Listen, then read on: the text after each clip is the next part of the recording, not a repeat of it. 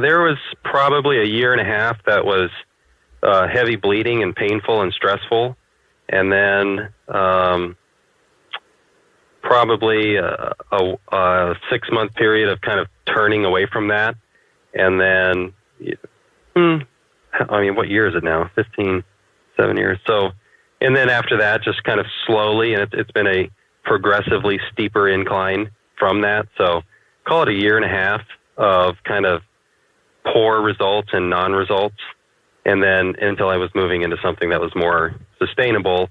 And then now at this point where, achieving levels as an active trader that you don't hear about in the news and from hedge funds and things like that, just because it's more active and for smaller accounts than these big institutions.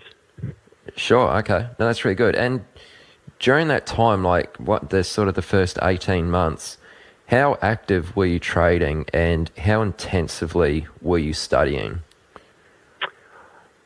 My study was off the charts.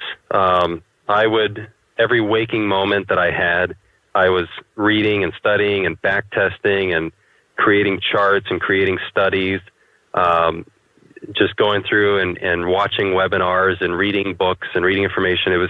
It really was, 6 a.m. to midnight every day. It was like, that's all I lived and breathed was the markets.